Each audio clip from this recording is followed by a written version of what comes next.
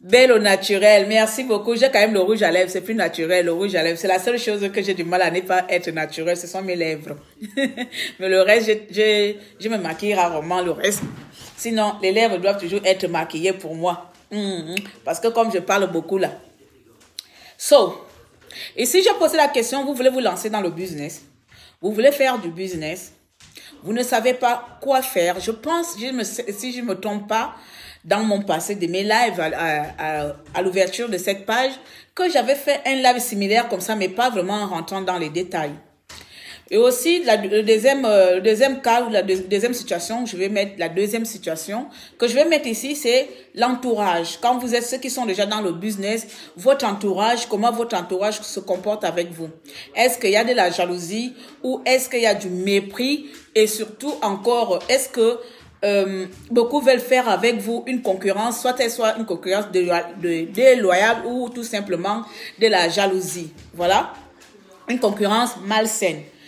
C'est de ça qu'on va essayer de traiter, parler ici. D'accord? Bien. Alors, avant de venir dans comment l'entourage se comporte avec moi lorsque je fais mon business, lorsque chacun d'entre vous, pour celles qui font le business ou pas, on va commencer par comment lancer son business. Comment je peux créer une activité, comment chercher des fournisseurs, on appelle le sourcing. Comment faire le sourcing pour trouver un fournisseur ou bien des fournisseurs. Quel est le produit qui m'intéresse?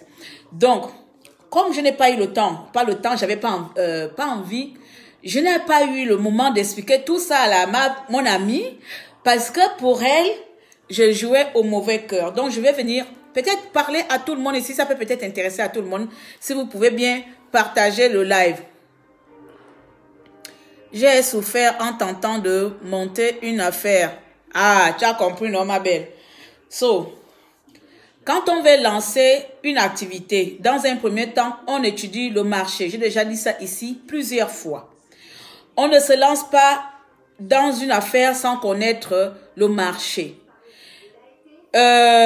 Excusez-moi encore une fois. J'ai une amie camerounaise. Elle avait ouvert un magasin d'épicerie. D'accord, c'est une parenthèse.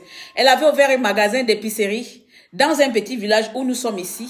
Mais elle n'avait pas fait l'étude du marché. Elle s'est basée parce qu'on était quelques petits noirs. Pour elle, elle se disait quelques petits noirs qui étaient dans ce village-là étaient ses clients et que son magasin allait marcher. À l'époque, je l'avais conseillé que ouvrir un truc comme ça, l'épicerie africaine, surtout dans notre coin Alsace-Moselle, un peu raciste, ça ne va pas marcher. Moi, je suis brute dans mes propos et parfois, ça a tendance à heurter les gens. Elle m'avait dit que je faisais de la jalousie. J'ai dit non, tu n'as pas étudié la demande. Tu n'as pas étudié le marché. Tu ne sais pas si les Africains, nous qui sommes à côté là, on viendra acheter chez toi ou on ira directement acheter dans les grands magasins qui sont dans la grande ville, c'est-à-dire à Strasbourg Centre. Elle m'a pas cru. J'ai dit bon, ok. J'ai laissé tomber. Je partais quand même faire les cours chez elle. Je vous jure, mes amis, même ma fille a fait le stage chez elle. Cette amie n'a pas fait 8 mois. Elle n'a pas fait 8 mois. Elle a fermé son magasin. Elle est venue me donner raison que, Claire, je n'ai presque pas de clients. Tout le monde va à Strasbourg. Vous comprenez, dans un premier cas là. Déjà, celle-ci, elle avait tout pour gagner ce marché parce qu'il y avait, là où nous sommes ici, il n'y a pas un magasin, il n'y a pas une épicerie africaine ici. Nous tous, on monte à Strasbourg et j'habite à 1 heure de Strasbourg. Donc, tous les Africains ou toutes les Africaines qui sont dans les environs, on monte à Strasbourg.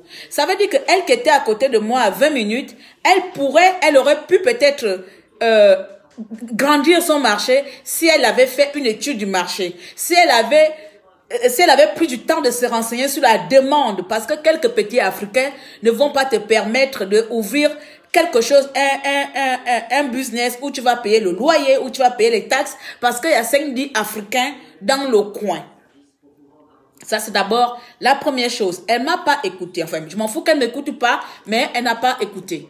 Ce qui fait que beaucoup de personnes vont lancer des business spontanés. C'est-à-dire parce que tu vois l'autre se lancer, tu te lances.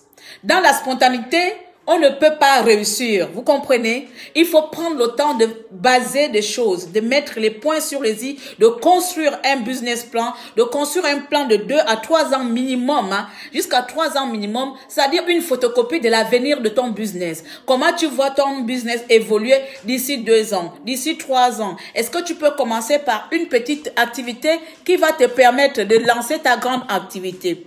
Voilà, c'est des trucs comme ça qu'il faut savoir, il faut définir en amont avant de dire du jour au lendemain, allez voir une amie, donne-moi ton business. Elle a déjà constitué son travail, elle a basé déjà des choses. Où je suis là, j'ai ma photocopie de mon business 2, 3, 4, 5 ans. Tout est défini. Donc même si tu me vois vendre la ceinture n'est que un détail dans mon long projet. Ce n'est pas mon projet d'avenir, ce n'est pas mon projet, ce n'est pas mon entreprise. Vous comprenez? Aujourd'hui, beaucoup de gens trouvent des moyens pour pouvoir financer leur business. Tu peux peut-être dire que moi, je m'en vais faire mes plantations. Ça va me permettre, je vais commencer à vendre le manioc. Une fois je termine de vendre le manioc là, ça va me permettre d'ouvrir mon petit magasin de vêtements. Une fois j'aurai mon magasin de vêtements, ça va me permettre d'ouvrir ma marque. Une fois j'aurai ma marque, ça va me permettre de créer une entreprise de production. Donc, on part étape par étape. On se lève pas un bon jour. Donne-moi ton fournisseur parce que tu veux aussi venir te mettre et vendre comme l'autre fait. Vous comprenez dans la compréhension, mes chers compatriotes. Alors, là, je viens d'expliquer comme ça. Et comme je vous dis souvent, une fois on connaît la demande, la cible, le marché, on répond à un besoin, on propose la solution à quelque chose, on peut dire, bon, dans ce truc, je vais prendre ce segment. Une fois que tu trouves le segment, je vais prendre ce produit, cette niche, et tu trouves le produit dans cette niche-là. Et c'est ce produit-là qui va faire de toi, que tu occupes le marché que les autres ont occupé, mais tu dois venir mettre peut-être une petite différence. Je ne fais pas peut-être mieux les choses, il faut pas se voir en moi. Ne prenez pas l'exemple sur moi. Le problème avec moi, c'est que la théorie, je connais, mais peut-être je ne mets pas en pratique. Parce que tout simplement, j'ai peut-être étudié ces choses-là dans mon cursus scolaire, mais ne fait pas que c'est tout que j'applique à la lettre. Mais je sais exactement les étapes qu'il faut pour monter un business. Voilà pourquoi je me permets de me mettre devant vous. Je ne viendrai pas vous dire quelque chose que je ne sais pas. Première chose, connaître dans quoi on veut se lancer. Quelle est la cible? Quel est le segment? Quelle est la niche? Quel est le marché que je souhaite, dans lequel je souhaite me positionner? Est-ce que je souhaite me positionner dans le vêtement, dans la mode? Dans la mode, c'est vague. La mode, elle est vague. La mode ne connaîtra jamais de faillite, mes chers compatriotes. La mode et la restauration, ce sont des marchés qui ne connaîtront jamais, au grand jamais, de faillite. Donc, il y a de la place pour tout le monde dans ce marché. Ok, dans la mode, quelle est la cible? Quel est le segment que je vais prendre? Est-ce que je fais les vêtements des enfants? Et quand c'est des enfants, quel âge je vais cibler? Est-ce que je prends les nouveau-nés? Est-ce que je vais prendre les 3 ans à 5 ans et je prends les ados? Ou je prends les femmes? Ou je prends les hommes? Bon, si c'est les femmes ou les hommes, est-ce que je propose seulement les chaussures de sport pour les hommes? Est-ce que je peux seulement proposer les chemises? Je suis en train de vous donner les idées ici avant de venir demander à quelqu'un, donne-moi pour toi. Vous comprenez dans la compréhension? Bon, je vais faire dans les hommes. Est-ce que les hommes, je peux proposer les montres de luxe? Est-ce que je peux proposer les hommes les lunettes? Est-ce que je peux leur proposer les moustaches? Est-ce que je peux leur proposer des cravates? Est-ce que... Regardez ce que les hommes aiment. Regardez le marché des vêtements hommes. Dans le marché des vêtements hommes là, est-ce que tu peux tirer une niche pour toi où tu peux se positionner et avoir ta place dessus? Vous comprenez dans la compréhension, mes chers compatriotes? Ben, mes chers amis, est-ce que vous comprenez dans la compréhension? Donc, je suis en train de vous dire à peu près. Donc, maintenant, tu dis, j'ai choisi un segment, j'ai choisi seulement un marché. Je vais m'orienter dans le marché de la mode. Dans le marché de la mode, je choisis la cible, je choisis la niche homme, et, le segment homme. Dans le segment homme, je choisis la niche. Peut-être je vais choisir un produit dedans, lequel? Je pense que les hommes aiment s'habiller, ils aiment la mode aussi comme les femmes. Aujourd'hui, les hommes aiment s'habiller. Mais moi, je vais plutôt proposer les hommes les chaussures de soirée. Moi, je vais proposer les hommes les vestes de mariée. Je vais proposer les caleçons hommes. Oui, c'est des choses qu'on ne voit presque jamais. Voilà, c'est rare de voir quelqu'un proposer les calcifs des hommes. Je vais me positionner dans le marché des sous-vêtements hommes, tout ce qui est caleçon, maillot de bain et tout ça. Tu te positionnes sur ce marché, il y a de fortes chances que tu gagnes parce que peut-être tout le monde fait en général. Il y a beaucoup de boutiques mode générale, mais toi, tu vas quitter du général, tu vas te spécialiser sur une chose. C'est-à-dire, tout le monde fait dire, je fais de mode homme, il va vendre de tout et de rien. Toi, tu vas dire, je fais homme, mais je vais tout simplement proposer les sous-vêtements hommes. Voici ton marché, voici ta niche, voici comment tu te positionnes. Après, d'autres personnes peuvent dire, moi aussi, je vais faire la mode, mais je vais m'orienter vers la mode des femmes. Oui, les femmes, mais quelles femmes? Est-ce que je vais seulement me spécialiser les robes de soirée? Ou tout simplement des tissages? Ou tout simplement des sacs? Ou bien la nouvelle cible, la cible la moins même, comment on appelle, que les gens s'intéressent. Pourquoi pas m'intéresser seulement les femmes enceintes? Est-ce que je peux proposer seulement mes produits, les produits des femmes enceintes? Et là, tu construis ton marché, tu commences à faire ton étude du marché pour les femmes enceintes. Les robes de mari et les robes de femmes enceintes, les gaines là, les pantalons de femmes enceintes, tout ce qu'il y a de coussins quand tu accouches. Donc, tu pars de la femme enceinte jusqu'à la naissance. Et tu vas proposer la maman. Tu vas proposer seulement future maman et maman. Donc, voici un marché que je suis en train de vous donner comme ça. Vous avez un peu des informations, je ne suis même pas en colère, mais j'espère de vous expliquer à ma manière. Comme ça, vous comprenez un peu le peuple africain. Autour de nous, il y a trop de jalousie et je trouve ça quand même un peu malsain alors qu'il y a beaucoup de choses à faire. Alors qu'il y a beaucoup de choses où on peut se faire nous-mêmes, mais tellement qu'on veut faire comme l'autre, on veut copier identiquement comme l'autre. Je trouve ça parfois de la sorcellerie et le peuple africain est doué dans la sorcellerie. Le peuple africain est doué pour pouvoir piétiner l'autre. Tu ne peux pas me voir, je vends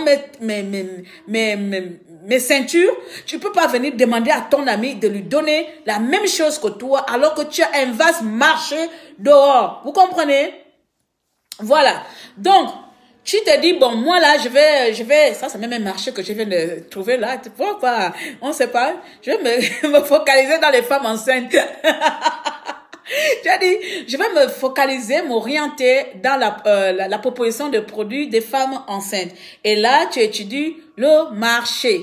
D'accord? Les femmes enceintes, ils ont besoin de quoi? Ils ont besoin des habits qui leur mettent à l'aise, les habits qui protègent leur ventre.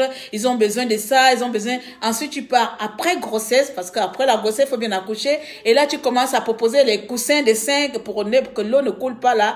Les seins, tu commences à proposer là où il faut allaiter l'enfant. Tu proposes là. Et maintenant, tu choisis ton canal. Une fois que tu finis de faire ça, tu dresses maintenant ton tableau. Les produits, quels sont les produits que je vais proposer? Voilà comment je suis en train de vous apprendre des choses.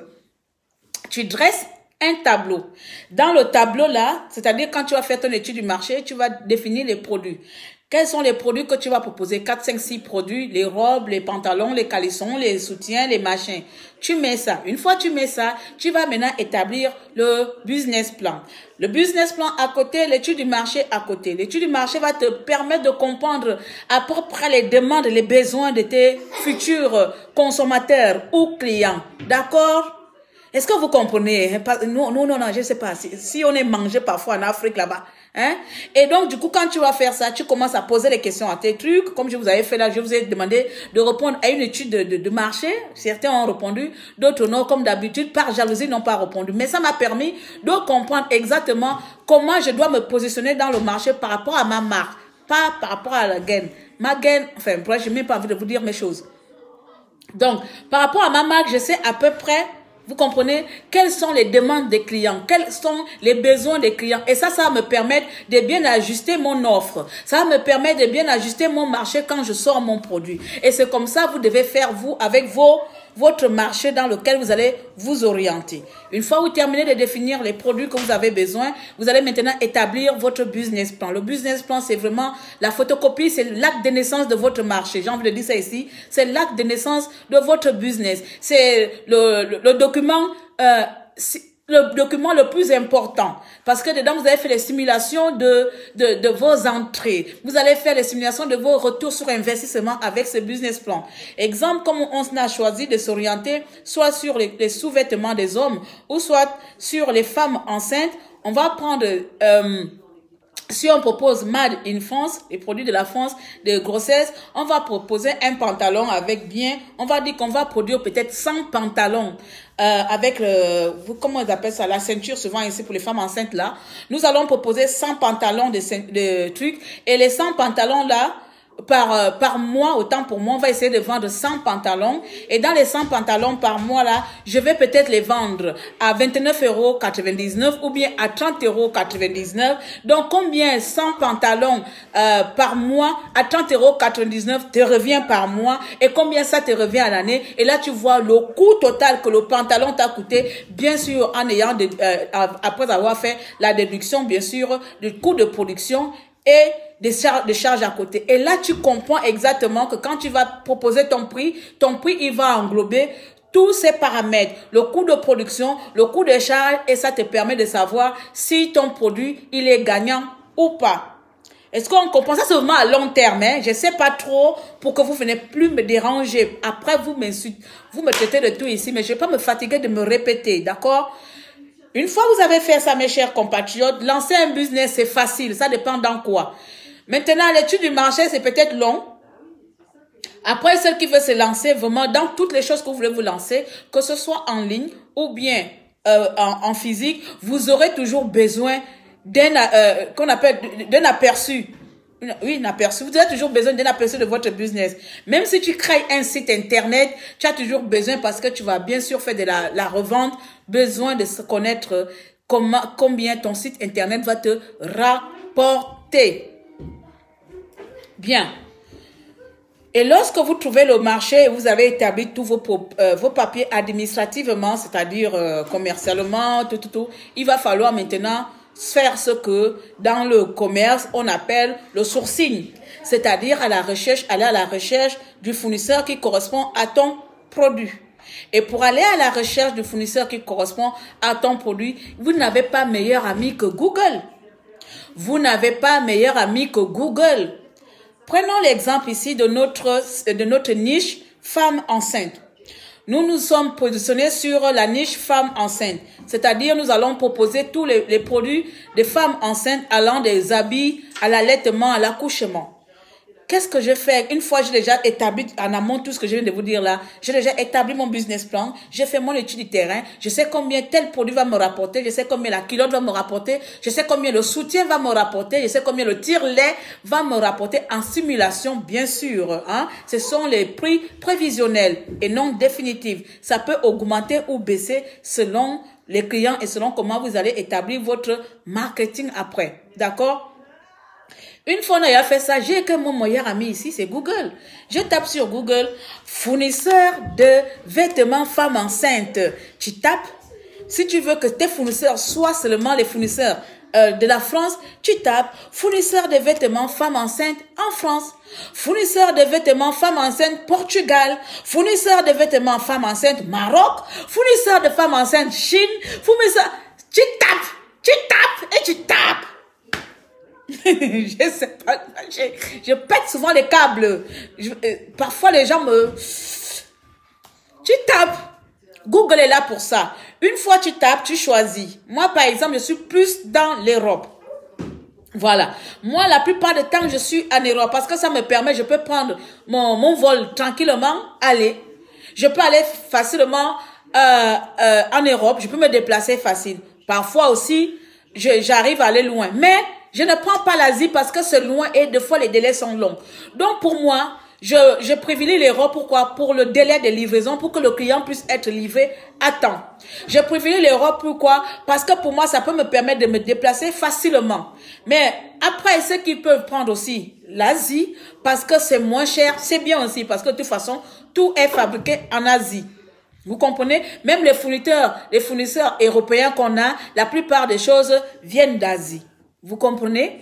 Donc, tu peux tout simplement décider dans quel pays tu veux prendre ton fournisseur selon tes besoins, selon je ne sais pas, selon tes avis, en fait, selon toi-même, comment tu te sens. Je peux peut-être dire que voilà, je m'en vais chercher mon fournisseur au Japon, et je me déplace, je vais au Japon, et dans un premier temps aussi, vous pouvez aussi, comment on l'appelle? trouver des agents, on appelle ça les agents. Vous pouvez trouver les agents en ligne qui peuvent trouver les fournisseurs pour vous, qui peuvent trouver les fournisseurs sur place pour vous, c'est-à-dire en Chine. Voilà, fournisseurs de vêtements de femmes enceintes en Chine. Vous pouvez trouver des fournisseurs comme ça.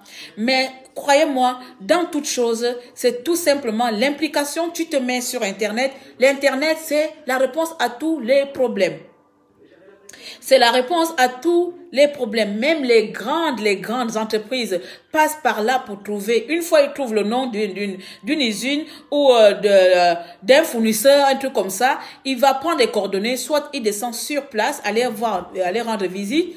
Exemple sur moi là, voilà, si vous voulez savoir, pour ma marque, j'avais deux choix, où je fais fabriquer ma marque en France, ou je fais fabriquer au Portugal, mais comme la France ayant les coûts plus élevés, je choisis le Portugal parce que tout simplement c'est Europe et aussi ça respecte les normes commerciales et éthiques de l'environnement. Qu'est-ce que je fais? Je me déplace au Portugal.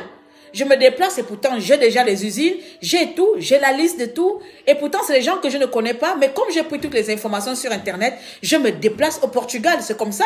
Comme un chef d'entreprise, je vais voir les personnes avec qui je vais travailler. Je vais voir ces personnes qui vont me proposer mon produit, qui vont produire mon produit. Est-ce que c'est des personnes fiables? Est-ce que l'usine est fiable? Est-ce que c'est de l'arnaque? Est-ce que toutes ces questions-là, je me déplace pour aller voir moi-même de mon œil sur place. C'est comme ça. C'est-à-dire, tu prends Internet et la vie ne s'arrête pas sur Internet, surtout pour un business à long terme. Il faut te déplacer pour aller voir les personnes avec lesquelles tu vas travailler. De la même chose, quand je me suis lancée dans la vente des habits, je me suis déplacée bien avant d'avoir trouvé les fournisseurs en ligne en Turquie. Je vous donne bien sûr les pays.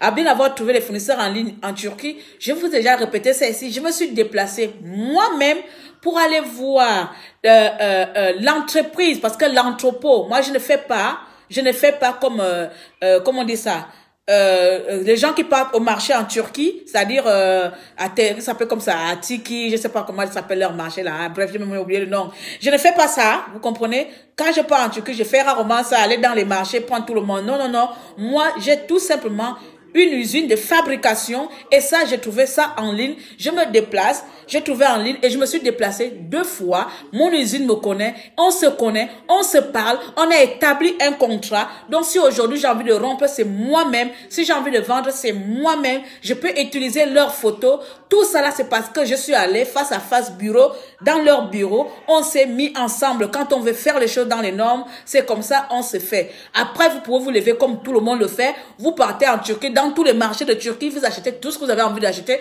Vous revenez comme tout le monde le fait. Mais moi, je ne voulais pas le faire parce que j'ai envie de créer quelque chose à long terme, c'est-à-dire créer ma marque de vêtements. Et pour ça, il me faut les fournisseurs, que ce soit en Turquie, que ce soit à Dubaï, que ce soit au Portugal, qui sait peut-être aussi j'irai en Chine pour le coût ou le moindre coût. Donc moi, je prends tous ces paramètres-là et comme j'ai la liberté de voyager, enfin j'ai la facilité de voyager, j'ai la facilité de pouvoir me déplacer, ça me permet tout simplement de me rendre dans chaque pays où j'ai choisi mes fournisseurs pour que je ne puisse pas venir proposer à mes clients de la merde, pour que je ne propose pas à mes clients un produit dont je n'ai pas connaissance, pour que je ne propose pas à mes clients un produit dont je ne connais pas si c'est vrai ou c'est faux. La plupart du temps, vous me voyez, je porte la plupart des tenues que je vends moi-même parce que je sais d'où ça vient. Si j'ai un problème, je sais qui je vais contacter. Si j'ai un problème, je crée un mail ou j'appelle ou j'envoie texto, comment on appelle, WhatsApp parce que on se parle tout le temps. Quand ils ont de nouveaux trucs, de nouveaux produits, ils m'envoient les nouveaux produits, ils m'envoient les trucs, tout simplement, c'est moi encore. Comme ils ne savent pas que je me suis orientée ailleurs, je ne leur dis pas que notre contrat est un peu suspendu. Mais dans tous les cas, je peux vendre leurs produits à tout moment comme je veux. Vous comprenez? Parce qu'on a établi un contrat. On est allé jusqu'à interviewer, me faire une vidéo. Donc, je suis dans un cercle, j'appartiens à ça. Et une fois tu trouves le fournisseur, et si vous ne savez pas comment trouver le fournisseur, dis bon, tout ça, bon, moi j'ai envie de savoir comment je peux je vais avoir la confiance si les fournisseurs, avec les fournisseurs que je trouvais sur Internet, s'ils sont fiables. Vous pouvez tout simplement faire, comme on appelle ça, des regroupages avec des amis. Bon, Claire, comme toi, tu pars souvent en Turquie, est-ce que tu peux me voir peut-être les robes, tant de robes, ou bien vous trouvez les agents on vous les appelez comment? Les gens qui font les marchés pour vous, là. Vous trouvez les agents en Chine, vous trouvez les agents en Italie, vous trouvez les agents dans d'autres pays. Il faut vraiment chercher dans quoi vous voulez vous lancer. Une fois vous trouvez cela, vous avez vos produits qui arrivent et commandez toujours 3 ou 5 produits test pour savoir, 1, si le produit est de bonne qualité, 2, si la livraison est rapide, 3, si bien sûr c'est un produit que tu peux proposer à tes clients. D'accord? Donc, une fois tout ça fait, il va vous falloir maintenant mettre en place votre entreprise. Et mettre en place votre entreprise, vous choisissez bien sûr le statut. Pour commencer, je vous conseille vivement de créer le statut. Ah, les démarcheurs, voilà, les démarcheurs, merci beaucoup. Les démarcheurs, il y a beaucoup de démarcheurs. Je me rappelle une fois, quand je vendais mes habits, j'avais une robe qui était en rupture de stock. Je vous avais montré ça là. Une robe rouge là. J'avais pris même la photo avec ça quand j'ai fait mon shooting à Londres. Une robe rouge. Cette robe était en rupture de stock et j'avais une cliente qui voulait cette robe là. Je ne pouvais pas me rendre en Turquie voir mon fournisseur là en question pour me donner la robe. Et je ne voulais pas qu'il m'expédie la robe sans pourtant voir. Parce que c'est ça mon problème. J'aime voir. Qu'est-ce que j'ai fait? J'ai pris quelqu'un qui est en Turquie. J'ai dit, j'ai envoyé la robe, dit, va dans telle place. Prends-moi cette robe, regarde si c'est la même qualité, si c'est le même produit et filme-moi la robe en question si les détails sont exacts. La personne est partie, elle a fait exactement ce que je lui ai recommandé. Elle a filmé la robe, elle a filmé dans tous les sens dans le magasin que je lui ai recommandé et elle me l'a envoyé. Ce que tu fais, tu lui payes tout simplement les frais. Tu lui payes les frais pour ce service-là. Enfin, ça peut dépendre si tu veux payer cher ou pas, mais tu vas payer la personne. Et ensuite, elle m'a expédié, je pense que j'ai reçu ça, Turquie, France, 5 jours, j'avais mon colis et j'ai pu livrer la cliente sa robe à temps. Vous comprenez? Donc, vous pouvez prendre aussi les démarcheurs. Les démarcheurs ou des marcheuses. Voilà, il y a aussi les femmes. Vous pouvez prendre les démarcheurs et c'est vraiment un bon système parce que quand tu es un démarcheur, ça t'évite toi, si tu n'as pas de passeport, si tu n'as le temps de prendre le visa, le temps de payer même le billet, c'est cher, ça t'évite tout ça. Trouvez des démarcheurs dans les pays. Vous trouvez un démarcheur en Chine, vous trouvez un démarcheur en Turquie, vous trouvez un démarcheur à Dubaï, vous trouvez un démarcheur en Italie, en Espagne, en Allemagne. Vous pouvez trouver. Il y a une petite au Gabon, elle a voulu faire ça avec moi, c'est-à-dire je vais lui démarcher des produits européens.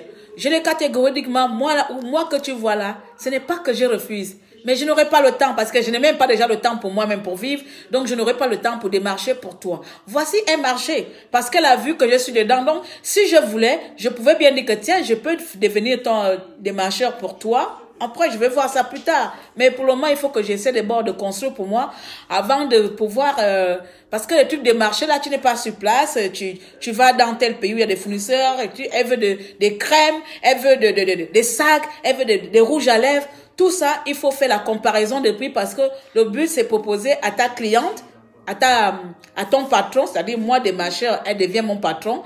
Le but, c'est proposer à mon patron, bien à ma cliente, les produits à faible coût pour que non seulement elle gagne et qu'elle puisse aussi te payer ta commission. Donc, vous pouvez trouver les démarcheurs comme ça, d'accord?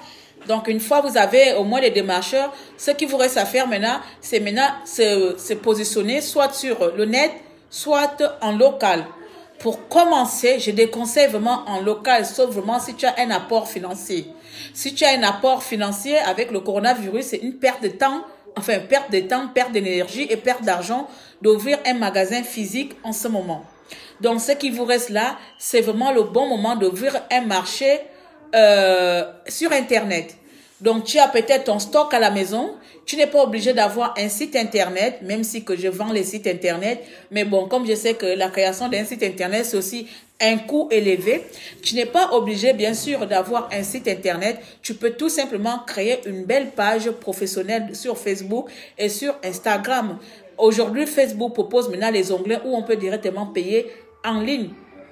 C'est-à-dire, tu cliques, tu mets achat comme si tu étais sur un site internet, tu payes en ligne sur Marketplace le marché de Facebook, on appelle ça la place du marché Facebook. Tu peux t'y mettre dessus et tu présentes tes produits. Après, tu choisis toi-même le style de marketing que tu veux tu veux employer pour se faire connaître. D'accord? Et n'oubliez pas toujours de vous déclarer. On aime faire des choses dans le black. Je connais beaucoup de choses, beaucoup de personnes qui ont des business, mais qui sont pas déclaré. Que tu sois auto-entrepreneur ou pas, le statut d'auto-entrepreneur, c'est le statut le plus facile à réaliser parce que ça te permet non seulement de se couvrir, on ne sait jamais. Je n'arrête pas de vous dire, l'État français, c'est comme, je ne sais pas, ils vont t'ignorer, mais le jour qu'ils tombent sur toi, tu vas te demander qu'est-ce qui m'arrive. Ouvrez toujours un statut de micro-entreprise. Micro-entreprise, c'est auto-entrepreneur. Et c'est le statut le plus facilement facile. Dans les 3 premières années, tu ne payes pas vraiment grand-chose. À la limite, c'est presque gratuit, puisque tu vas en bénéficier, bien sûr, de l'ACRE. Donc, tu crées ce statut. Micro-entreprise, tu peux le faire en ligne. Avec le coronavirus, je pense que les déplacements sont un peu stoppés ou limités. Tu te rends sur la plateforme, le portail d'entreprise, de micro-entreprise, auto-entrepreneur et tu crées ton statut gratuitement. Ne vous trompez pas des personnes qui vont vous dire paye pour créer une entreprise, c'est gratuit. Tu te mets en ligne, tu crées ton statut, quelques semaines où tu vas recevoir ton numéro SIRET et tu es légal. Avec ça, c'est quoi? C'est que à tout moment, s'il y a des contrôles, tu es établi, tu es une entreprise établie. Et tu n'es pas obligé, on appelle ça, enfin, tu n'es pas obligé de déclarer les sommes si tu n'as pas travaillé. Le micro-entreprise, c'est-à-dire si tu as fait 0 € tu déclares 0 €. Tu payes selon ton chiffre d'affaires. Si tu as fait 600 € de chiffre d'affaires ce mois, tu vas peut-être payer, je ne sais pas, peut-être 50 € de frais, 50 € de charge, autant pour moi. Tu vas peut-être payer 50 € de charge. Prenez le statut de micro-entreprise et tout se passe en ligne. D'accord? C'est aussi bien parce que lorsque tu te déplaces, ça te permet, exemple, si tu veux te rendre en Chine ou bien, je ne sais pas, au Maroc ou aller faire tes fournisseurs, tu peux te déplacer avec ton cabis et lorsque tu arrives au retour à l'aéroport, à la douane, si on t'arrête, tu présentes tout simplement ton papier que tu es une commerçante. Ils vont moins te faire chier que quelqu'un qui fait la vente illégale. C'est-à-dire, tu fais achat-vente sans pour autant faire de la déclaration d'impôt, sans justificatif qui prouve que tu es une auto-entreprise. Voici pour la présentation comment lancer une activité. Je récapitule avant de venir sur l'entourage et les amis. Dans un premier temps, pour se lancer dans une activité, pour gagner de l'argent dans son activité, il faut trouver le marché. Il faut trouver un produit soit qui répond à une solution ou bien qui est d'actualité. Et pour cela, vous regardez tout simplement tout ce qui se passe dans les réseaux sociaux ou bien autour de vous. Une fois que tu trouves ça, tu regardes maintenant dans quel côté tu veux t'orienter, quelle cible, quel segment, quelle niche. On a pris ici, on veut se lancer dans la mode. Mais dans la mode, on veut prendre les femmes. Mais dans les femmes, on choisit les femmes enceintes. Ou d'un autre côté, on veut se lancer dans la mode. Mais dans la mode, on choisit le segment homme. Dans le segment homme, on choisit la niche sous-vêtements des hommes. Donc vous comprenez, vous trouvez le produit dans les sous-vêtements, les qualifs. Bien, on a trouvé les 2 produits de marché sur lesquels on doit se positionner. On établit maintenant, on fait maintenant notre étude du marché pour comprendre les besoins et les demandes des clients. Et là, on établit ce qu'on appelle un questionnaire.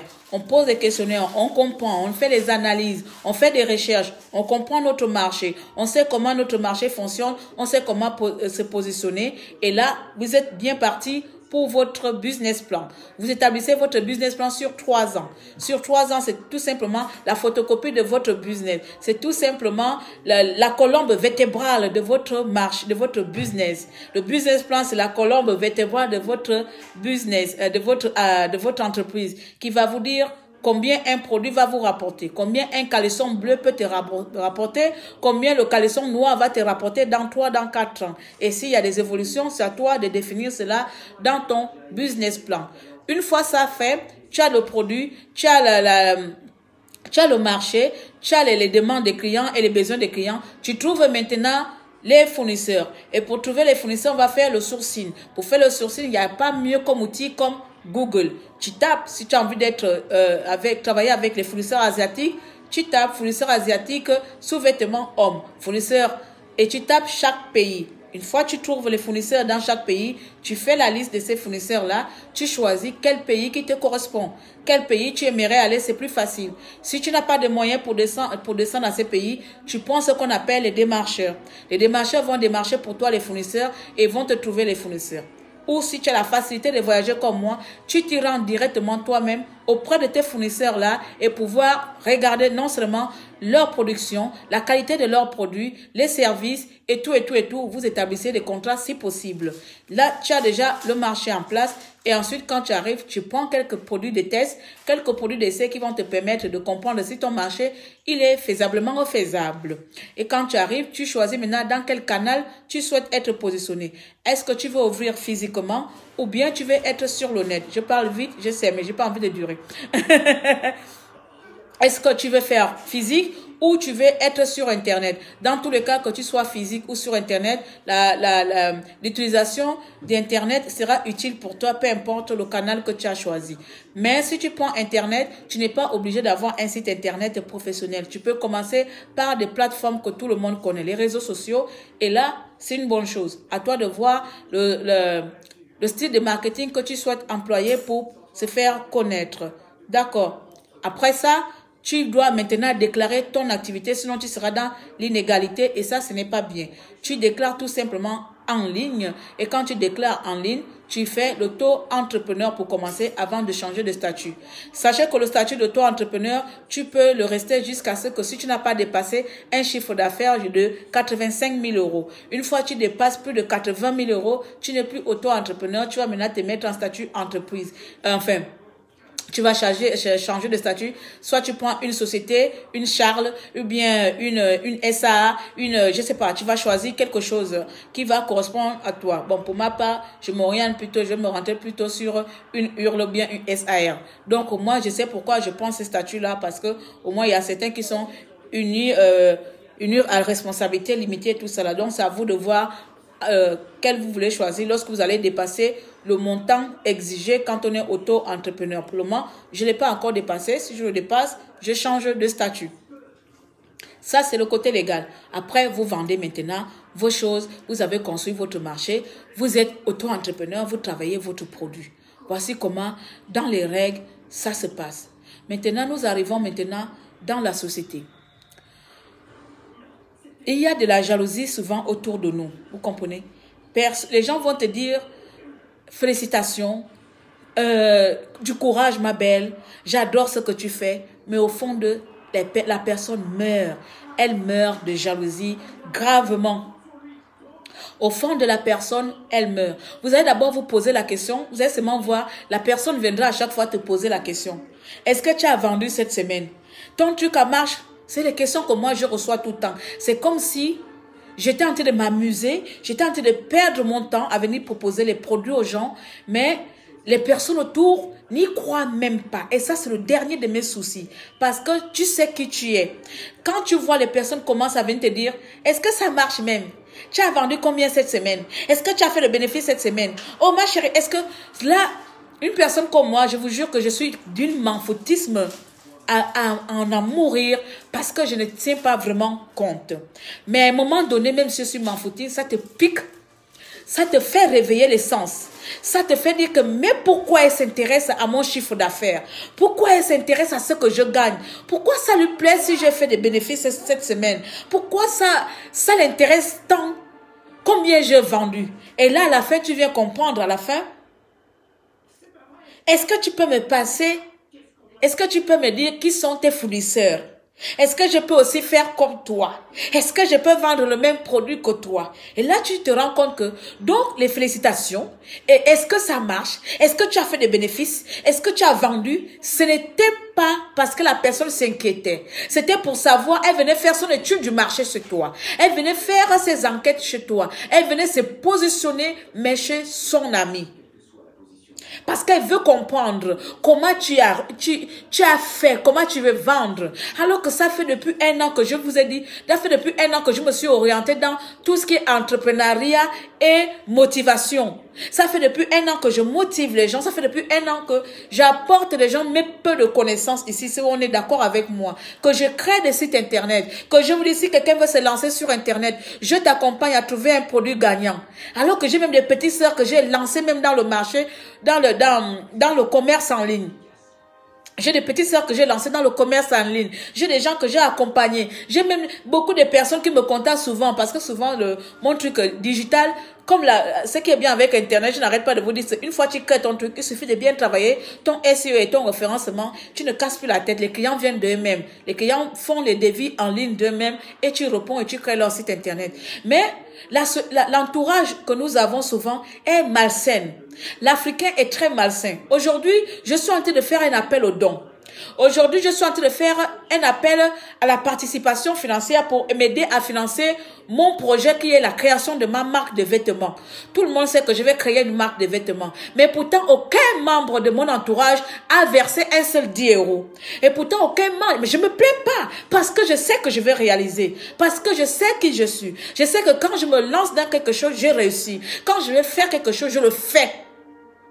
Vous comprenez? Mais j'avais envie de partager cette demande-là pour savoir pourquoi demain, les gens ne me disent pas que, mais tu m'avais pas demandé. Mais tu n'avais pas demandé de l'aide. Parce que c'est comme ça, les gens sont, mais tu n'as jamais demandé de l'aide. Bien sûr, je n'aime pas demander de l'aide. Mais depuis un moment, vous savez bien que j'ai une cagnotte en place. Vous savez bien que j'ai une demande de fonds en place qui va me permettre tout simplement de réaliser la production de ma marque. Et pourtant, personne, ni mon entourage, ni mes amis, ni ma famille, personne n'allait mettre 1 euro. Mais je ne me plains pas. Mais c'est des personnes qui n'ont pas été là pour moi, qui vont me demander ma merde, que je leur donne ce que moi je fais. Pas comment je fais, mais ce que j'ai, que je leur donne ça comme ça. C'est-à-dire ce que j'ai. C'est-à-dire, mon fournisseur à moi, je lui donne ça comme ça. Va prendre mon marché et fait la même chose que moi et gagne pareillement que moi, mais surtout ne m'encourage pas. Mais je ne sais pas. Même si j'étais la dernière de bouffer sur la planète Terre, même si j'étais la reine Elisabeth, hein, même si on dit oui, il faut faire chacun même sa stratégie de marketing, je refuse. Là, je refuse parce que ce n'est pas chacun mène sa stratégie de marketing. Si chacun menait sa stratégie de marketing, tu peux aller à la chambre de commerce. Va à la chambre de commerce et tape Google. Vous comprenez, dans la compréhension. Il y a certaines personnes comme moi qui ont du mal à demander de l'aide. Et je vous le dis ici. J'ai du mal à demander de l'aide. Mais parfois, je mets les gens face à leurs responsabilités pour que demain, on ne vienne pas me dire « Mais tu n'as pas demandé de l'aide. » C'est comme ça que je fais souvent exprès. Mais je vous jure, mes chers compatriotes, que tu sois avec moi ou pas avec moi, j'ai confiance en moi-même. J'ai 1000 fois confiance à mes capacités de réussite.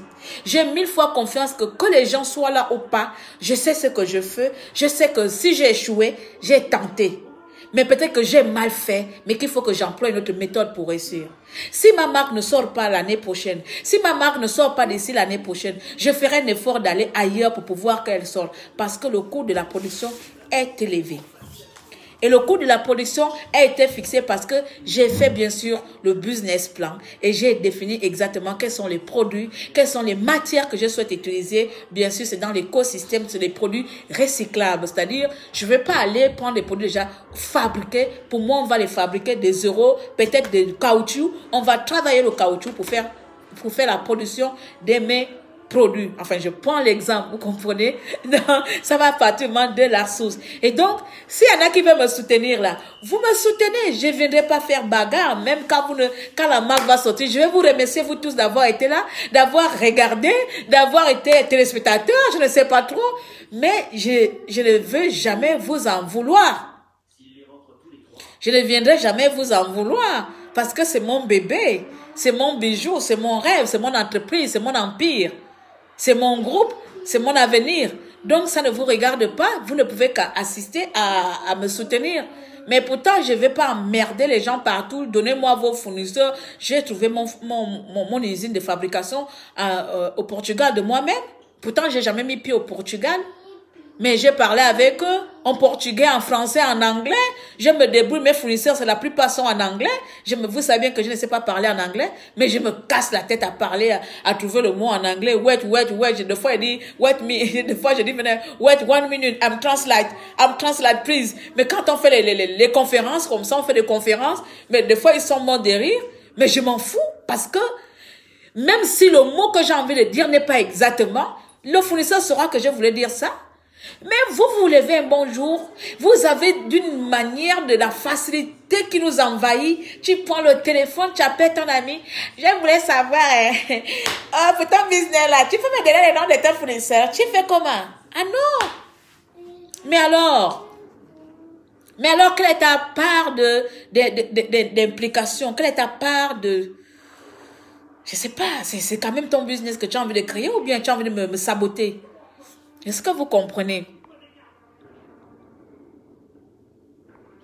Je lis un peu les commentaires. Donc, voici un peu, surtout si on est dans le même marché et qu'on vend les mêmes choses. C'est normal. Je dis, il y a de la concurrence partout. On peut vendre les mêmes choses. Moi, je suis pas la première à vendre les ceintures. J'ai vu une Camerounaise qui vend, j'ai vu les autres vendre. Mais pourquoi on vend? C'est parce qu'on regarde les tendances. Tu regardes la tendance qui marche, tu regardes le produit gagnant de l'année, le produit gagnant du mois, et tu te places sur le marché et tu trouves maintenant, tu trouves ta stratégie. Elle peut même vendre même la même chose que moi, mais pas prendre chez moi. Si elle prend chez moi, qu'est-ce que j'en sais? Peut-être qu'elle va même diminuer même à 50% du prix. C'est pas nouveau ce que je vous vends, non? Est-ce qu'on est d'accord sur ça, que je ne vends pas quelque chose de miraculeux, de nouveau? C'est un marché où il y a déjà des gens avant moi dessus. Et moi, je me suis positionnée aussi sur ce marché. J'ai trouvé un fournisseur qui me correspond. Pourquoi? Parce que pour moi, ce n'est que quelque chose que je fais pour financer ma chose à long terme. Comme je vous ai dit, on fixe des objectifs, des projets. Je fais ça pour pouvoir financer ce projet. Donc, peut-être toi, tu veux vendre ça pour que c'est ton activité à long terme. Moi, je fais ça pour pouvoir financer mon projet à long terme, qui est bien sûr la sortie de ma marque, ma ligne de vêtements. Vous savez bien que je suis en train de mettre en place, faire sortir ma ligne de vêtements. Et donc, pour ça, le budget, il est énorme. Le capital investi, il est quand même conséquent. Donc, il faut que je trouve les astuces pour ne pas trop aller m'emmerder avec les banques, pour ne pas trop venir m'emmerder à vous demander, participer cotiser Je préfère vous proposer quelque chose qui vous fait aussi plaisir, qui me fait aussi plaisir parce que c'est aussi en train de perdre le ventre, mais qui me fait au moins constituer mon capital investi. Vous comprenez? Prenez l'exemple tout simplement là. Ma vision à long terme, c'est la création de ma marque. Donc, c'est fixé. Et pour faire créer ma marque, il me faut une entrée d'argent. Et comme je n'ai pas envie de m'emmerder avec des prêts bancaires et venir vous demander participer parce que c'est que vous n'allez pas participer, je trouve une autre source de revenus qui va me permettre de financer mon projet à long terme. Quoi de neuf que lancer une autre activité secondaire? Donc, cette activité secondaire, c'est tout simplement pour constituer mon capital investi pour ma marque de vêtements. Voici à peu près, tu as envie d'ouvrir un magasin de, je sais pas, de vélos. Tu veux ouvrir un magasin de vélos au Gabon ou un salon de coiffure en Côte d'Ivoire, mais que ça coûte cher. Tu vas commencer dans un premier temps à proposer les rouges à lèvres sur Facebook. Commence par proposer les rouges à lèvres. L'argent que tu vas recoter dans les rouges à lèvres va te permettre de constituer ton capital qui va te permettre tout simplement l'ouverture de ton salon de coiffure. Mais tu te lèves un bon matin, tu viens emmerder quelqu'un qui est en train de chercher son argent pour sa chose. En tout cas, même si tu me détestes, il n'y a pas de souci, je suis habituée que vous me détestez là. Ça ne change en rien à ma personne. Non mais voilà. Ta peur des fois, exactement. Trop de jalousie autour de nous les Africains. Africains, c'est la sorcellerie. Si l'autre fait un business plan, t'es pas obligé de faire la même chose qu'elle. Exactement, mais tu peux aussi faire la même chose. C'est que je dis que je ne propose pas quelque chose qui n'est pas vendable, qui n'a jamais été vu. Vous voyez tout ce que les ceintures là sont visibles partout. Donc ça dépend de maintenant, comme on dit, de la façon la personne présente. Donc voilà, moi j'ai toujours ma ceinture là-haut.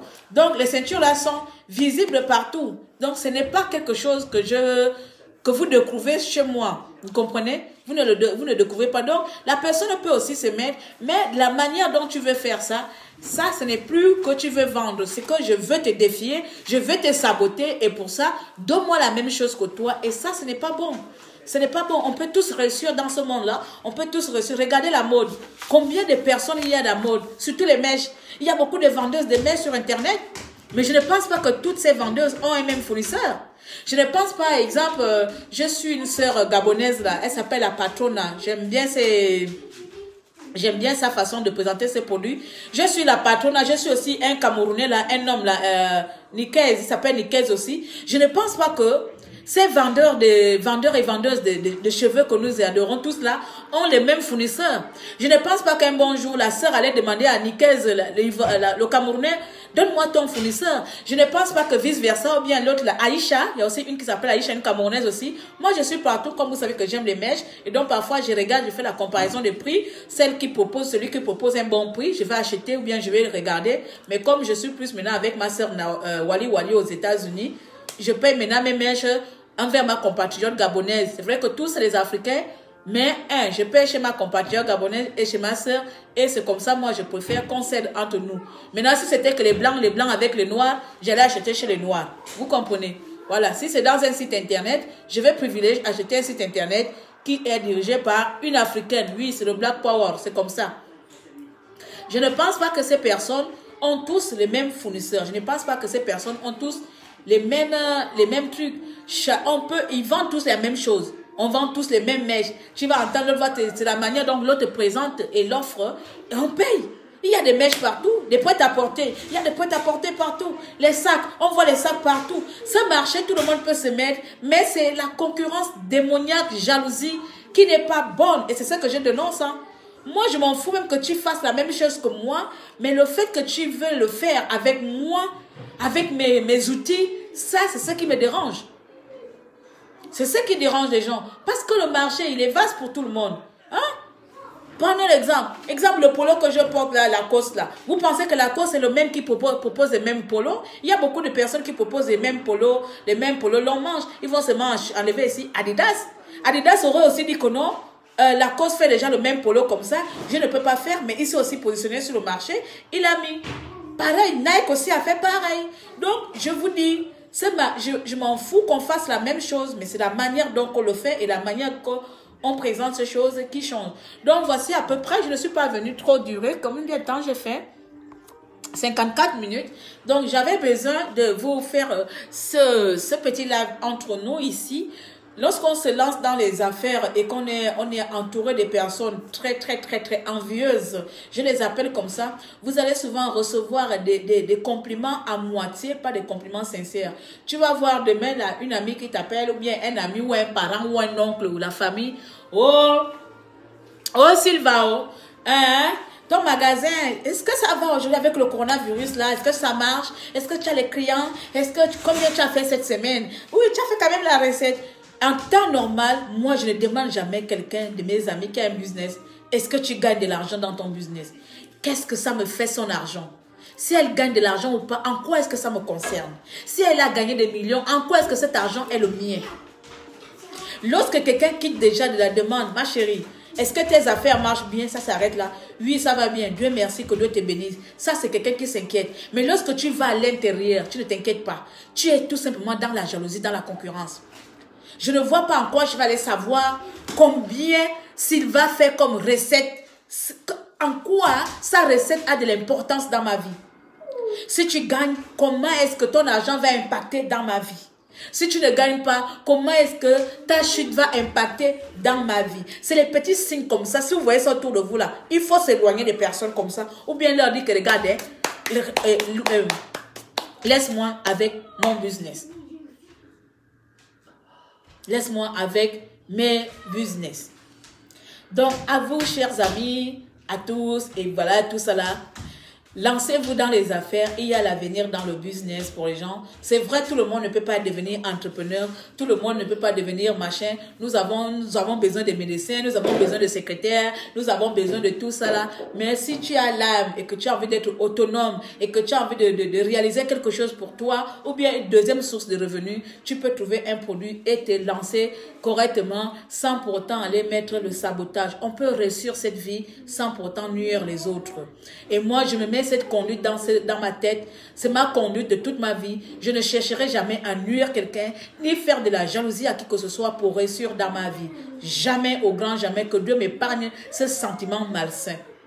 J'ai parfois de l'admiration pour les gens qui réussissent leur vie, mais au grand jamais que Dieu m'enlève cet esprit dans mon cœur. J'irai faire de la jalousie à qui que ce soit ou j'irai faire la concurrence à qui que ce soit loin de moi parce que je ne sais pas comment l'autre a fait. Ce que je sais, ce que j'ai foi en mes capacités de réussite, je vois à ce que je fais et quand je vais faire quelque chose, je m'y mets à fond pour réussir cette chose-là. Voilà ce que je sais de moi. Voilà. Après, pour vous, j'espère que vous allez bien.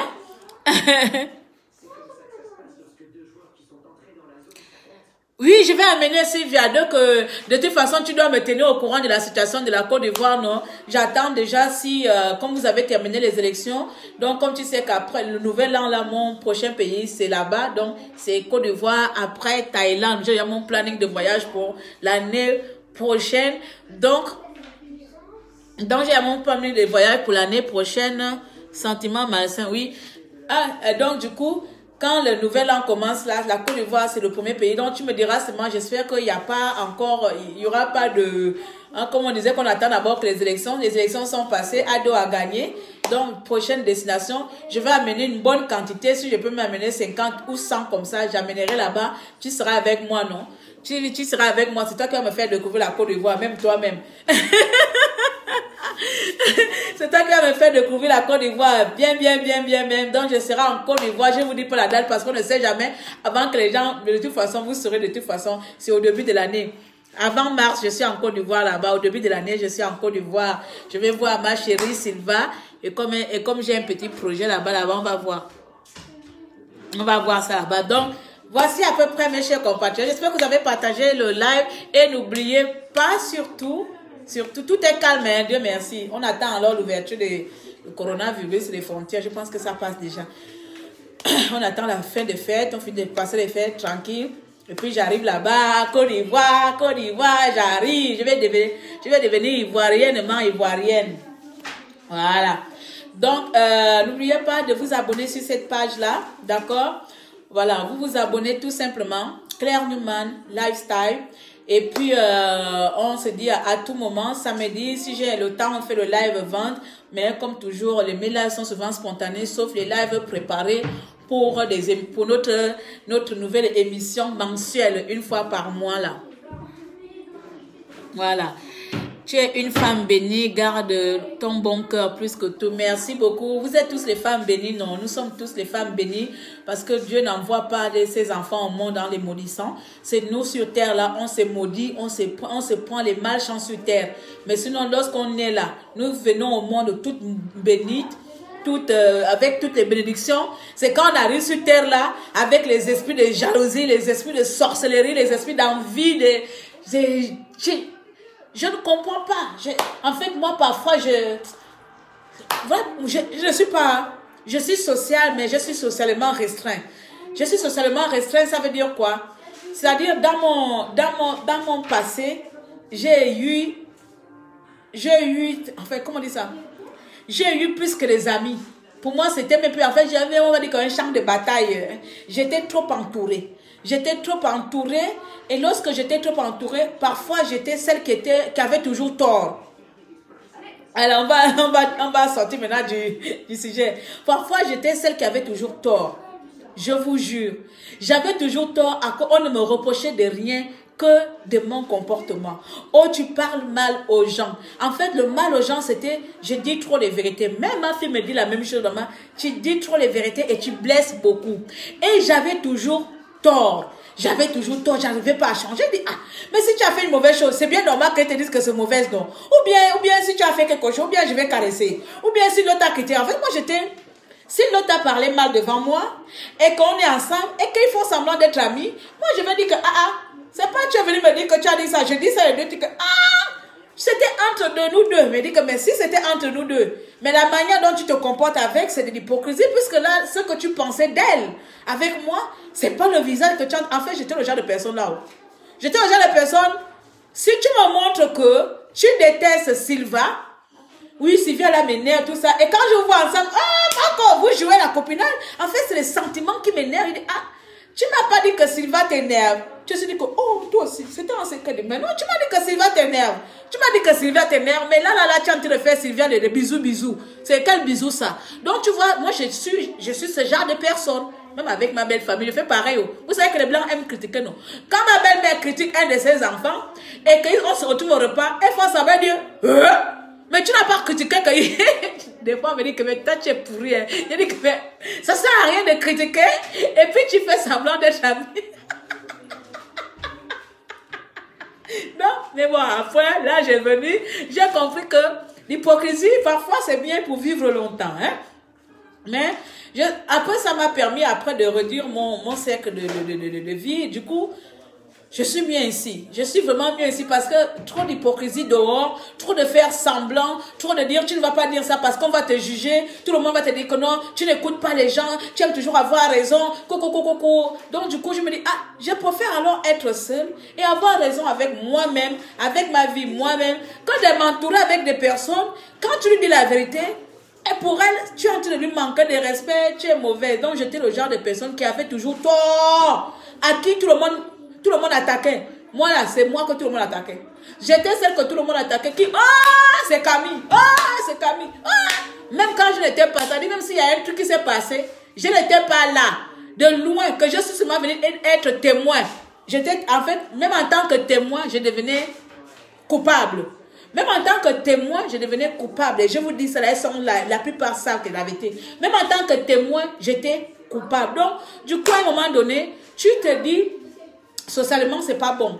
Vaut mieux parce que Dieu nous crée avec nos comportements, Dieu nous crée avec notre état d'esprit. On ne va pas changer pour plaire à une catégorie de personnes qui ont du mal à assumer leur personnalité. Moi, j'assume ma personnalité. Je suis une extravagante, je suis une dangereuse, je suis une mauvaise, je parle beaucoup, je suis méchantement méchante. Oui, je suis tout ça là. Je suis une meurtrière, je suis une criminelle. Mais moi, j'assume.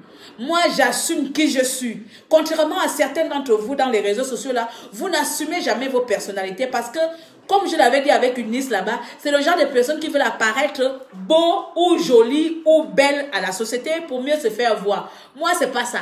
Moi, c'est tout. Méchante, mauvaise, sorcière, criminelle, tuerie, bordel, pute, tout cela, c'est pour moi et j'accepte. J'accepte ça avec fierté. Sauvage, bête, ne sais pas dire. Tout ça, c'est moi. J'accepte ma personnalité. Ce qui fait de moi la personne que je suis. Ce qui fait de moi la personne. Il ne faut jamais nier qui tu es. Tu vas nier pour apparaître de qui? Vous allez nier pour être qui? Donc voilà mes amis. Pareil dans les business. Quand quelqu'un vient t'emmerder, tu fais ton business comme tu veux. Tu ne fais pas chier. Moi, il y en a qui m'appellent souvent. Oh, pourquoi tu es venu répondre aux clients? Pourquoi tu parles comme ça à tes clients? On m'a dit même comment je parle avec elle. Est-ce que mon client est venu se plaindre chez toi? Dis-moi quelle est cette cliente qui est venue se plaindre sur toi que Claire a mal parlé d'elle dans le live. Mais j'étais dans ton live là où tu as dit à tes clients que s'ils ne payent pas, c'est pas bon. J'ai dit que mais tu as vu mon client venir te parler. Malgré ça, les clients parlent. Mais tu vois les gens, c'est parce qu'elle est jalouse. C'est parce que c'est la jalousie. Pourquoi tu parles comme ça à tes clients même? Oh, les clients continuent quand même à payer quand tu leur parles comme ça. J'ai dit que ben oui.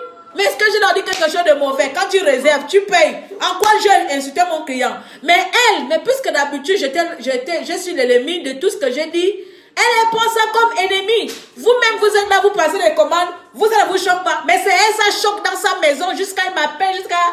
Oh, c'est pas comme ça, tu ne sais pas faire le commerce. Hein? Vraiment, on ne parle pas comme ça à ses clients. Je dis que mon ami, c'est ma stratégie avec mes clients. Le jour que le client va dire que Claire, ça ne me plaît pas, je vais m'adapter avec mes clients. Toi, tu n'es pas ma cliente. Tu n'as jamais acheté, mais c'est toi qui as mal à la place de mes clients.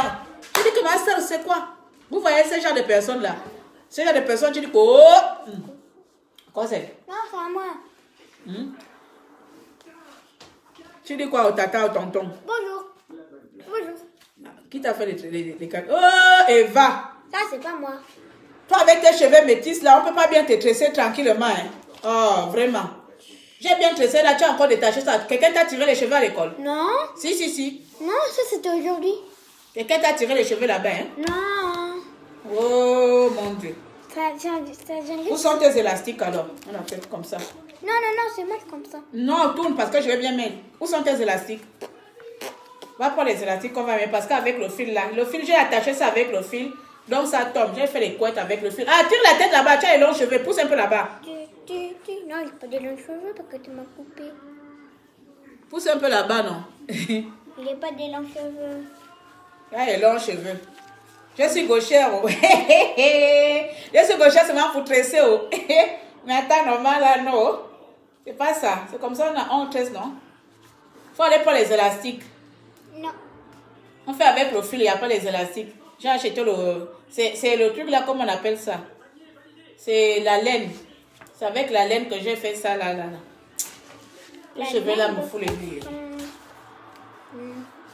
Mon cœur, pardon, il ne faut plus détacher ça, c'est pas bon, hein? C'est pas moi qui ai détaché, ça s'est enlevé tout seul. Ça s'est enlevé tout seul, donc je n'ai pas bien attaché. Attends. Maintenant, donc, pour que ça ne se détache plus, va chercher les élastiques. Maman va te mettre les élastiques dessus au fond. Il n'y a plus d'élastique. Il y a les élastiques, va regarder la salle de bain, bien tu regardes dans ma commode dans la chambre. Non, ça nous va. Tu regardes la salle de bain. Tu regardes la salle de bain, mon cœur. Voilà. Attends, il y a un élastique sur mon bois là. Tu vois, il y a toujours les élastiques dans mes bois. Il y en a un déjà là.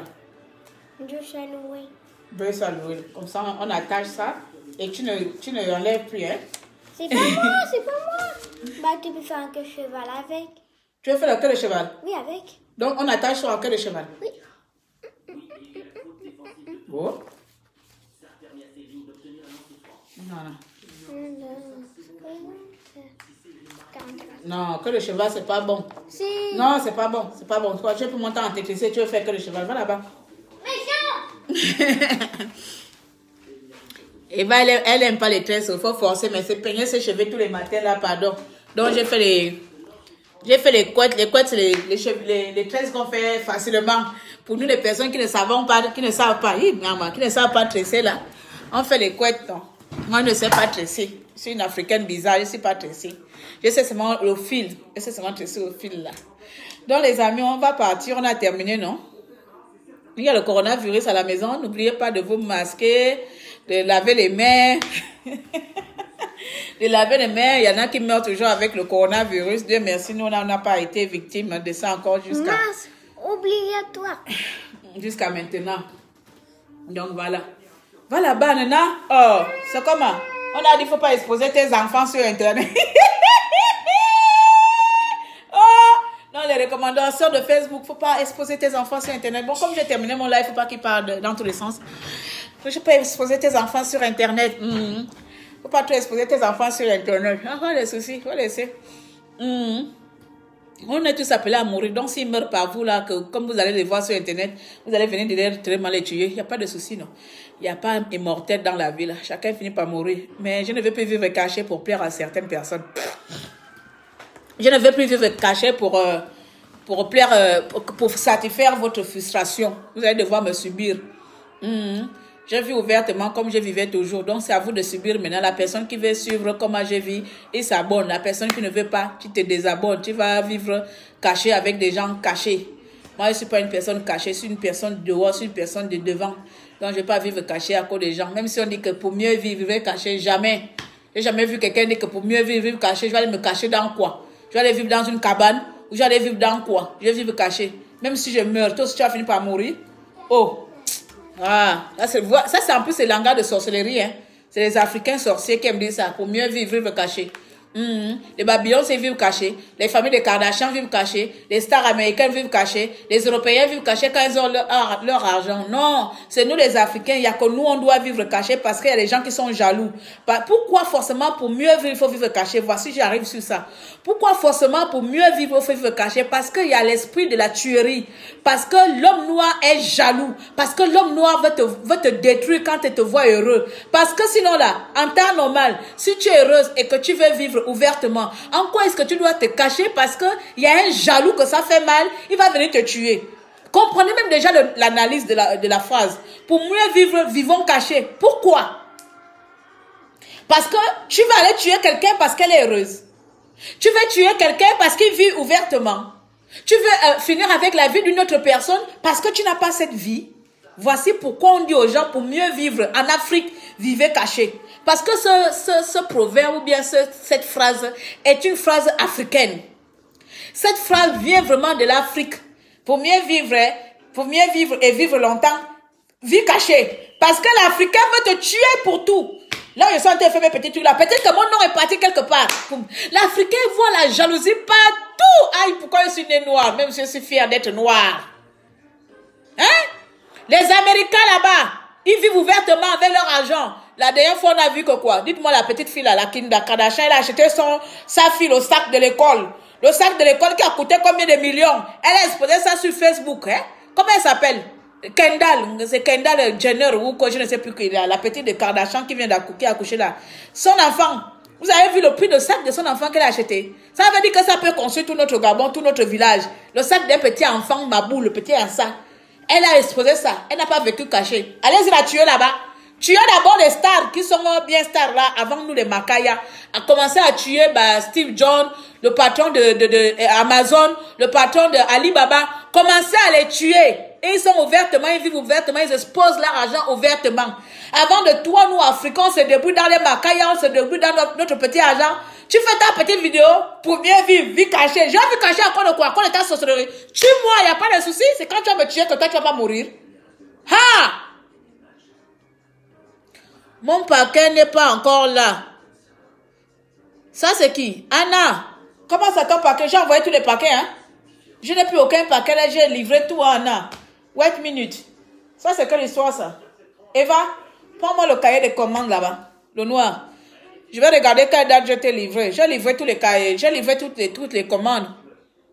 Je suis seulement en train de prendre les commandes aujourd'hui. Là, celles qui ont commandé aujourd'hui, je vais les préparer. Mais les commandes de la semaine dernière ont été livrées la semaine dernière. Pas là-bas. Le cahier noir, là. En bas, le cahier noir. Ça, c'est l'agenda.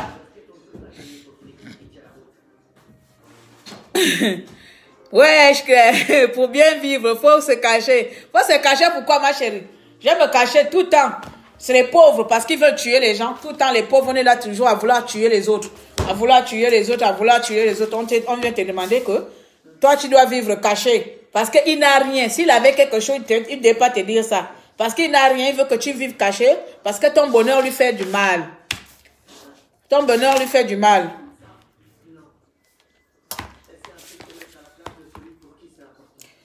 Rappelle-moi le nom. Anna comment?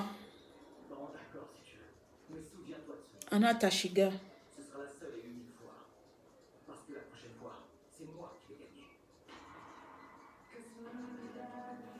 Oh.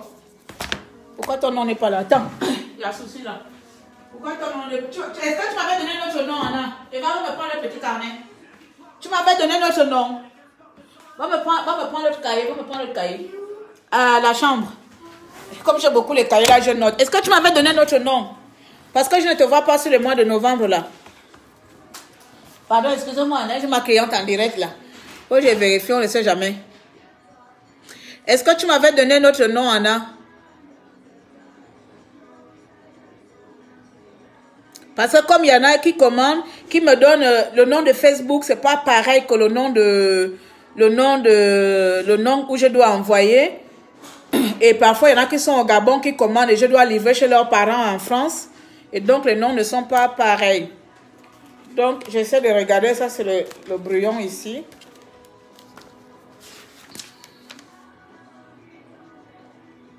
Ah, Anna Tchikia, Anna. Oh, pardon, oh.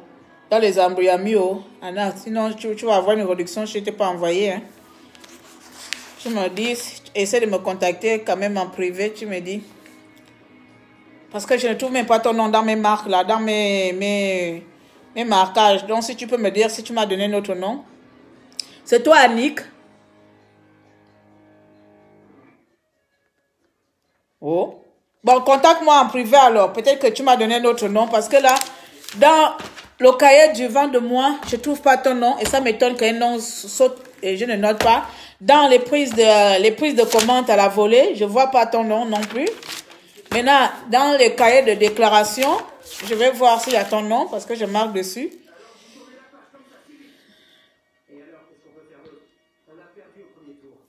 Ici non plus, je ne vois pas ton nom.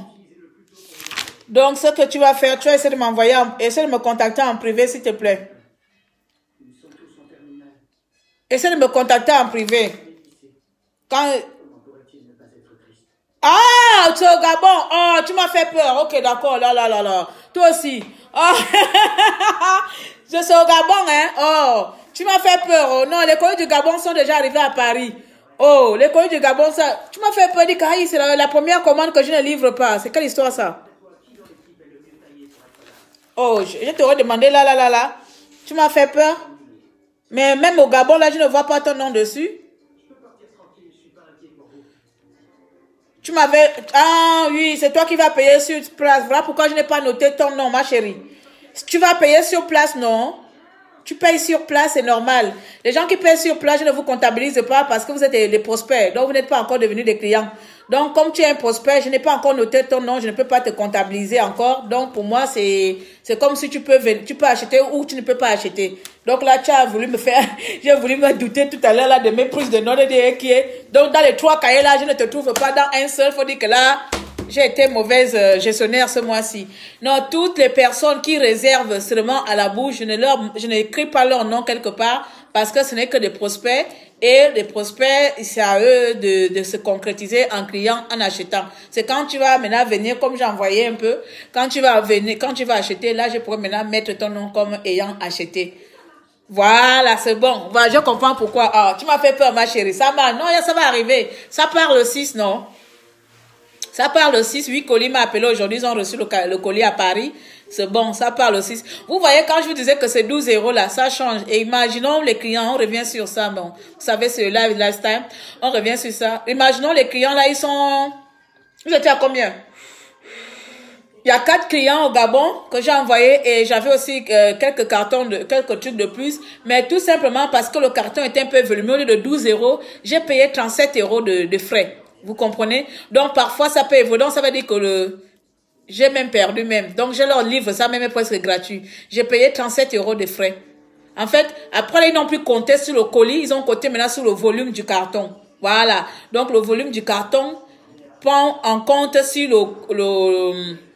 les kilos sont moins. Ça veut dire que si le kilo était fort, ils devaient prendre les kilos. Mais comme les kilos étaient moins, ils ont pris le volume du carton et j'ai payé 37 € au lieu de 12 €. Donc, vous voyez que vous êtes gagnant, gagnante et gagnante. J'ai perdu les frais d'envoi pour vous faire plaisir, mes clients du Gabon. Pour vous faire plaisir à mes clients du Gabon, au lieu de 12 €, j'ai payé 38 € les frais pour les colis parce que j'ai mis quand même... J'ai mis quand même 10 ceintures dedans. J'ai mis quand même 10 ceintures dedans. Les 4 commandes pour les clients et les autres commandes les prospects comme Anna là et les prospects. Voilà. Donc voilà. Donc il y a 10 ceintures qui arrivent là-bas au Gabon. Et puis voilà. Ok, c'est ma soeur qui va t'appeler. C'est pas papa, c'est ma soeur qui va t'appeler. C'est une petite Bissiello qui va t'appeler là-bas pour... J'ai mis j'ai mis tous les coordonnées. Je sais pas s'il y a ton numéro dedans aussi. Si tu m'avais donné ton numéro, mais dans tous les cas, quand ça va arriver au Gabon, je vais dire à ma soeur de faire la petite vidéo pour dire aux gens qui sont au Gabon que les ceintures sont déjà au Gabon. Il n'y a pas beaucoup, j'ai seulement envoyé 10. Donc, dans les 10, là, on enlève les 4 clientes déjà. Dans les 4 clientes, là, après, il va rester 6 et vous partez chez les 6 qui vont rester. Oh, pardon, pour toi, j'ai oublié. Maman, attends. Ma cliente spéciale de la Côte d'Ivoire, Merde, tout à l'heure même, je vais appeler aussi la société. Attends, j'appelle Sylvia. Sylvia, attends ça. J'ai oublié, il faut me rappeler. Souvent, c'est ma petite soeur là qui me rappelle souvent les choses. Moi, je suis grave. Moi, je suis grave, ma petite. J'oublie trop les choses. Trop. Quand tu dois faire tout en même temps là, et quand tu as un enfant comme Elsa qui ne s'occupe pas des choses de la maison, c'est pas son problème. Tu es obligé de tout faire toi-même, toi seul. Donc, je note pour toi là, et puis comme c'est le numéro du transporteur de la Côte d'Ivoire avec le téléphone qu'ils sont en train de faire le live, donc on termine, je vais les contacter tout de suite là. Bon, Claire, je te quitte. Moi, c'est pas. Bonne soirée, bisous. Prends soin de toi. Merci beaucoup, ma chérie Mabika. Ma chérie Mabika, bisous, bisous, bisous. Moi aussi, je vous quitte déjà. On va pas s'éterniser ici. On a terminé. Je dis ce que j'avais à dire. Je vous ai dit comment faire et quoi faire. Maintenant, si vous avez envie de vous lancer, vous pouvez me contacter. On peut chercher un produit ensemble, on peut faire un truc ensemble, mais n'oubliez pas, le suivi est payant. Oui, il faut me soutenir aussi. Je vous donne déjà beaucoup d'informations gratuitement, mais si vous voulez maintenant vous lancer dans le business et que c'est moi qui dois vous suivre, c'est bien sûr payant, payant, payant, payant, payant. Voilà. Avant, je faisais les consultations gratuites. Je ne fais plus de consultations gratuites parce qu'il y en a qui ont trop abusé de moi. Maintenant, mes consultations sont payantes. Sauf bien sûr quand il s'agit de je m'informe de notre émission. Là, je suis à votre disposition parce que c'est gratuitement le don, la force de partager. Mais dans le business, qui dit business dit money, money. You like money and like money. You want appointment, you give me money. Mon anglais s'améliore, non? Vous allez voir d'ici 5 ans là, je vais maintenant je vais vous choquer ici là, le pitching. Bonne soirée, on se donne rendez-vous à tout moment. Il neige ici déjà, oh. Je ne sais pas chez vous là-bas s'il neige, mais ici il y a beaucoup la neige et je n'aime pas la neige. La neige m'énerve. La neige m'énerve, mais bon, j'espère avoir le temps de vous faire un petit live d'ici samedi. Je sais que je n'aurai pas de produits à proposer là, parce que voilà. Ah! Pardon, excusez-moi avant de partir. Il y a le Black Friday. Le Black Friday, j'ai quand même fait une petite vidéo sur ça, j'ai oublié. Il y a le Black Friday. Ça veut dire toute la semaine là, jusqu'à dimanche, vous avez 20% sur toutes les perruques. Donc, dépêchez-vous. J'ai mis le post là. Vous avez 20% sur toutes les perruques. La perruque qui coûte 65 € est maintenant à 52 €. La perruque qui coûte, j'ai dit même la perruque. Ah! Le corset de 65 € revient à 52 €. La ceinture de 47 € revient à 37,60 €. La ceinture de 30